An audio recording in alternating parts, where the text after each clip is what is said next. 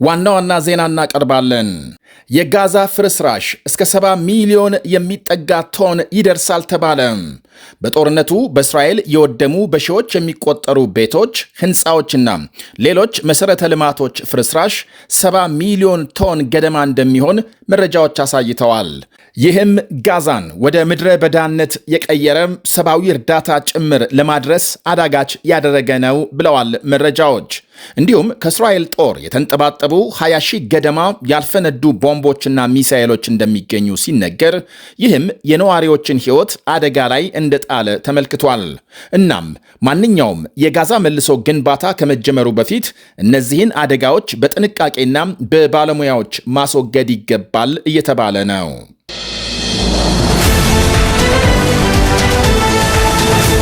ይህ በእንዲህ እንዳለ እስራኤል ዕድሜ ልክ የፈረደችበት ታዋቂው ፍልስጤማዊ እስረኛ ማርዋን ባርጉቲ በወህኒ ቤት ፖሊሶች ክፉኛ መደብደቡ ተነገረ።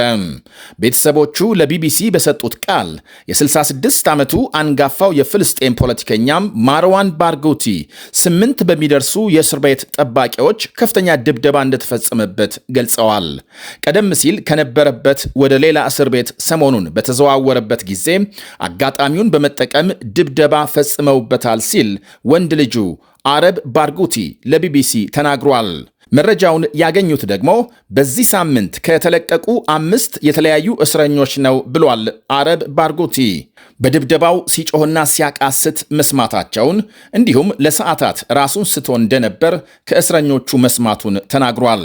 የእስራኤል እስር ቤቶች አገልግሎት ግን ውንጀላው ሐሰትና የስም ማጥፋት ዘመቻ ነው በሚል ውድቅ ማድረጉን ዘገባው አመልክቷል።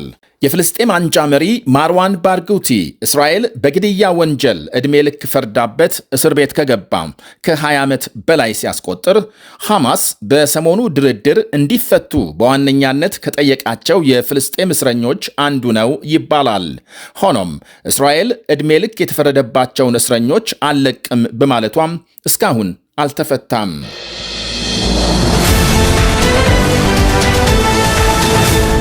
የአሜሪካ ፕሬዝዳንት ዶናልድ ትራምፕ ከሩሲያ አቻቸው ቭላዲሚር ፑቲን ጋር በስልክ ማውራታቸውን ማምሻውን አስታወቁ። ትራምፕ የሩሲያ ፕሬዝዳንትን በስልክ ማናገራቸው የተሰማው ሞስኮን የሚመታም የረጅም ርቀት ሚሳኤል ለዩክሬን እሰጣለሁ ማለታቸውን ተከትሎ ነው። ያም ሆኖ ከፑቲን ጋር ምን እንዳወሩ በዝርዝር ያልገለጹ ሲሆን ነገ ደግሞ በዋሽንግተን ዲሲ ከዩክሬን ፕሬዝዳንት ቭላዲሚር ዜሌንስኪ ጋር እንደሚገናኙ ተመልክቷል። የዛሬው የስልክ ውይይት ትራምፕ በአላስካም ከፑቲን ጋር ተገናኝተው ከተነጋገሩ ወዲህ የመጀመሪያ ነው ተብሏል። የአላስካውን ንግግር ተከትሎ ፑቲን ከሰላም ይልቅ በዩክሬን ላይ ጥቃት አጠናክረው በመቀጠላቸው ትራምፕ በተደጋጋሚ ቅሬታቸውን ሲገልጹ ቆይተዋል። ከቅሬታ ባለፈም አሜሪካ ሰራሹን ቶማክ የተባለውን ረጅም ርቀት ተወንጫፊ ሚሳኤል ለዩክሬን ለመስጠት እስከ ማሰብ ደርሰዋል።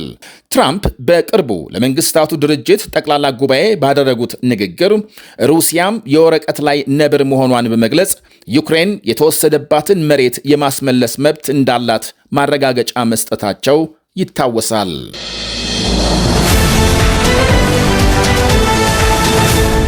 የአሜሪካም የስለላ ተቋም ሲአይኤ በቬንዙዌላ የድብቅ ዘመቻም እያካሄደ መሆኑን ፕሬዝዳንት ዶናልድ ትራምፕ አረጋገጡ። በሁለቱ ሀገሮች መካከል የተነሳው ውጥረት እየተባባሰ መሄዱን የሚያሳይ ነው ይላሉ በርካታ ወገኖች። ትራምፕ ቬንዙዌላን በውስጥና በውጭ ወጥረው የመያዛቸው ዋነኛ ምክንያት ወደ አሜሪካም ይደረጋል ያሉትን ከፍተኛ የአደንዛዥ ዕፅ ፍሰት መዋጋት እንደሆነ ይገልጻሉ። የአደንዛዥ ዕፅ ዝውውሩን ደግሞ በበላይነት ይመራሉ ያሏቸውን የሀገሪቱን ፕሬዝዳንት ኒኮላስ ማዱሮን ባገኙት ሁሉ ግዳይ ለመጣል ከፍተኛ የገንዘብ ሽልማት ጭምር መድበው እየሰሩ ናቸው። በቀጠናው የአሜሪካ ወታደራዊ እንቅስቃሴ መጨመር ካራካስ ላይ ስጋት ፈጥሯል እየተባለ ነው። በአካባቢው 10 ሺህ የሚጠጉ የአሜሪካ ወታደሮች መስፈራቸው በቬንዙዌላ ላይ ጥቃት ሊፈጸም ይችላል በሚል ከውስጥ ደግሞ ሲአይኤ በተናጠል ወይም ከአሜሪካ ጦር ተቀናጅቶ ያዋጣል ያለውን ተልዕኮ እንዲፈጽም ከፕሬዝዳንት ትራምፕ ፈቃድ ማግኘቱ ይነገራል። የቬንዙዌላ ፕሬዝዳንት ኒኮላስ ማዱሮ ግን የትራምፕን ዘመቻ በማጣጣል የመንግሥት ለውጥ ለማምጣት ከሆነ ፍጹም የማይሞከር ነው ብለዋል። እንኳንስ ቬንዙዌላም በአፍጋኒስታን፣ በኢራቅ፣ በሊቢያና በሌሎች አካባቢዎችም ጦርነት ከፍተው ሳያሳኩ መቅረታቸውን ማስታወስ ይገባል ሲሉ ተሳልቀዋል። የፕሬዝዳንት ትራምፕን ንግግር ተከትሎም ማዱሮ ጦራቸው ልምምድ እንዲጀምር ትዕዛዝ መስጠታቸው ይሰማል። ትራምፕ በበኩላቸው ከ10,000 ወታደሮች በተጨማሪ 8 የጦር መርከቦች፣ ኒኩሌር ተሸካሚ ባህር ሰርጓጅ መርከቦችና ተዋጊ ጀቶች በካሪቢያን ባህር በተጠንቀቅ እንዲቆሙ አዘዋል።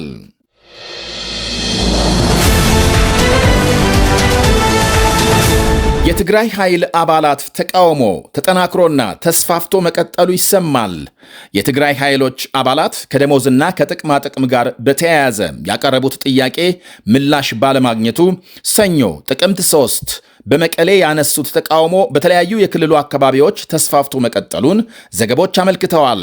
ዛሬ ሐሙስ ለምሳሌ በአዲግራትና አካባቢው ተቃውሞ የተቀሰቀሰ ሲሆን ወደ መቀሌ መንገድ ጭምር መዘጋቱን ቢቢሲ ዘግቧል።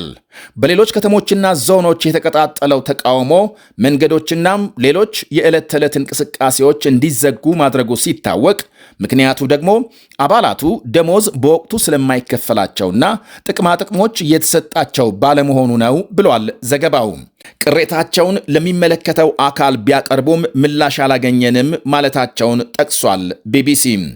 ሰኞ በመቀሌ ተቃውሞ ያሰሙ አባላት ወደ ክልሉ ፕሬዝዳንት ጽሕፈት ቤት ለአቤቱታ ቢሄዱም ፕሬዝዳንቱ በወቅቱ ቢሮ አልገቡም የሚል ምላሽ እንደተሰጣቸው መናገራቸውን ዘገባው ጨምሮ አመልክቷል።